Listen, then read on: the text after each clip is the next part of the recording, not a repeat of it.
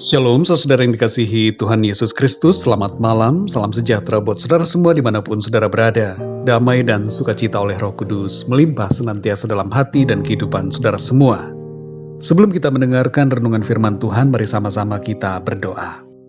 Bapa kami yang di sorga, Bapa di dalam nama Tuhan Yesus Kristus, Tuhan kami yang baik, yang penuh dengan kasih dan kuasa. Kami bersyukur untuk perlindungan dan penyertaan Tuhan di sepanjang hari ini, dari pagi hingga pada saat malam ini. Kembali kami ada saat ini semuanya karena kemurahan Tuhan. Pada saat ini ya Tuhan, kami rindu untuk mendengarkan sabda firman-Mu. Perlengkapilah kami ya Tuhan dengan kuat kuasa firman-Mu, agar kami senantiasa semakin kuat dan hidup dalam kemenangan.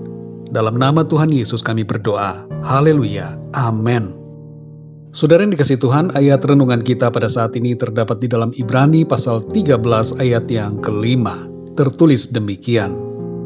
Janganlah kamu menjadi hamba uang, dan cukupkanlah dirimu dengan apa yang ada padamu. Karena Allah telah berfirman, Aku sekali-kali tidak akan membiarkan engkau, dan aku sekali-kali tidak akan meninggalkan engkau.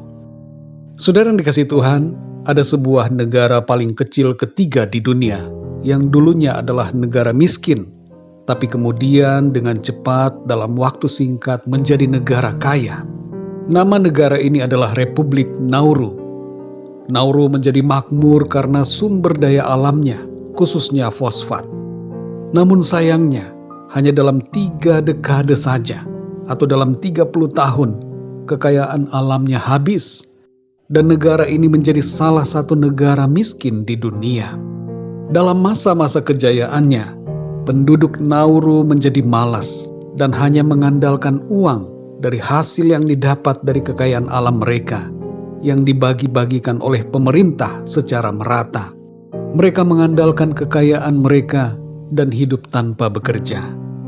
Tapi saat sekarang ini, di mana lingkungan alam mereka sudah rusak, dan kekayaan alamnya sudah habis, kebanyakan dari mereka tetap bermalas-malasan, tidak melakukan apa-apa, dan hidup dalam pengeluhan.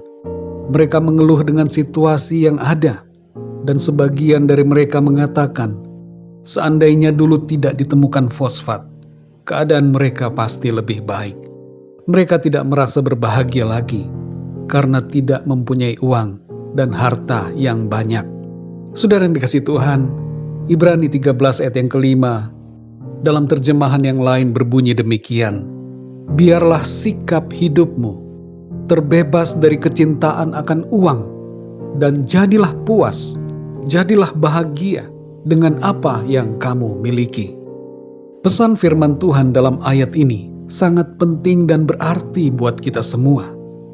Sejak zaman dulu, manusia punya kecenderungan untuk mencintai uang, dan tidak pernah puas dengan apa yang dimiliki. Ada sisi buruk dari sikap seperti ini, yaitu pikiran menjadi tidak tenang dan menjadi mengeluh karena tidak memiliki uang atau barang yang diinginkan, serta menimbulkan kesusahan-kesusahan dan masalah-masalah yang baru. Masalah-masalah yang muncul itu misalnya adalah kekurangan karena lebih besar pengeluaran dari pendapatan, hutang, dan berbagai masalah lainnya, baik lahiriah maupun batiniah. Saudara yang terkasih, ayat ini tidak berarti bahwa kita tidak perlu berusaha untuk mencapai yang lebih baik dalam hal finansial. Bukan. Ayat ini penekanannya pada rasa cukup, rasa puas dan bahagia atas apa yang dimiliki. Sekalipun hidup kita sederhana, supaya kita tidak bersungut-sungut, saudara, tidak mengeluh, melainkan bersyukur kepada Tuhan, dan tidak khawatir, tapi percaya pada pemeliharaan Tuhan. Mari kita pahami satu hal ini, saudara. Kalau kita mencintai uang, kita menjadi berdosa karena menduakan Tuhan.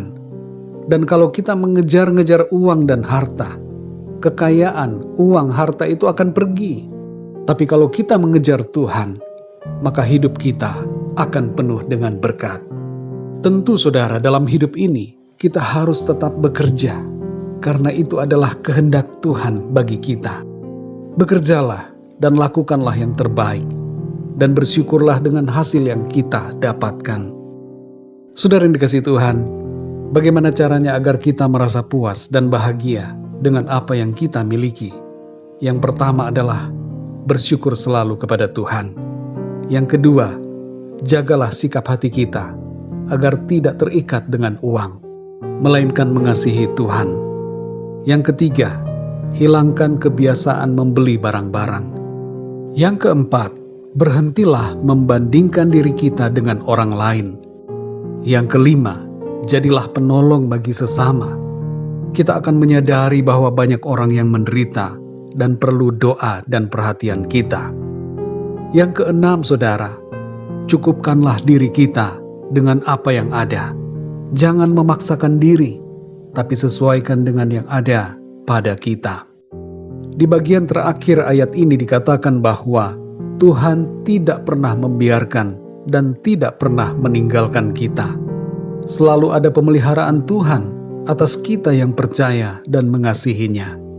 Mari saudara yang dikasihi Tuhan, bersyukur dan berbahagia selalu dengan apa yang kita miliki. Jangan hitung apa yang tidak kita miliki, tapi hitunglah berkat-berkat Tuhan yang begitu banyak dilimpahkan dalam hidup kita. Mari kita berdoa, saudara. Bapa kami yang di sorga, Bapa di dalam nama Tuhan Yesus Kristus, kami mengucap syukur Tuhan, oleh karena firman-Mu mengajar kami, menguatkan kami kembali, membimbing kami agar kami menjadi pribadi-pribadi yang selalu bersyukur kepada Tuhan, menjadi puas dan berbahagia atas apa yang kami miliki. Tolong kami Tuhan, jamah hati kami, lenyapkanlah segala perasaan dan pikiran yang penuh dengan pengeluhan, tidak bersyukur kepadamu, dan hati yang cinta akan uang.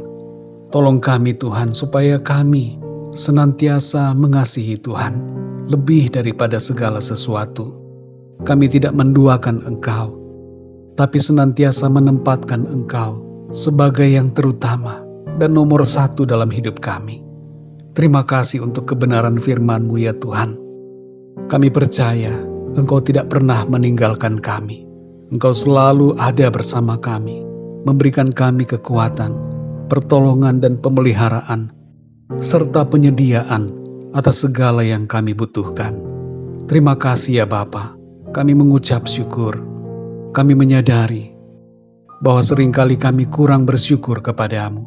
Ampunilah kami ya Tuhan, dan ubahkanlah kami menjadi pribadi yang semakin berkenan kepadamu. Terima kasih ya Bapa. Di sepanjang malam hari ini, kami mohon berkat dan perlindungan-Mu atas kami semua. Berikan kami tidur yang nyenyak, lindungi kami Tuhan, dan bangunkan kami kembali besok pagi dengan kekuatan baru, tubuh yang sehat diberkati Tuhan, untuk kami pakai guna hormat dan kemuliaan nama Tuhan. Kami berdoa untuk yang sedang mengalami sakit, jamahlah ya Tuhan dan sembuhkan mereka. Kuatkanlah yang lemah, bangkitkanlah semangat dari mereka yang berputus asa. Karuniakan iman dan pengharapan di dalam hati mereka. Dan bagi mereka yang sedang mengalami pergumulan dan masalah apapun dalam kehidupan mereka, berikanlah ya Tuhan jalan keluar dan pertolongan-Mu yang ajaib. Terima kasih ya Tuhan, kami percaya kami terima jawaban doa, dan malam ini kami tidur dalam damai sejahtera dan perlindungan Tuhan. Dalam nama Tuhan Yesus Kristus, Tuhan dan Juru Selamat kami berdoa dan mengucap syukur. Haleluya, amin. Puji Tuhan, saudara yang dikasihi Tuhan, saya percaya firman Tuhan menjadi berkat dan kekuatan buat saudara semua, dan Roh Kudus akan menolong saudara untuk lebih lagi memahami kebenaran firman Tuhan. Tuhan Yesus memberkati saudara semua. Selamat malam, selamat beristirahat, dan sampai jumpa dalam renungan yang berikutnya. Haleluya.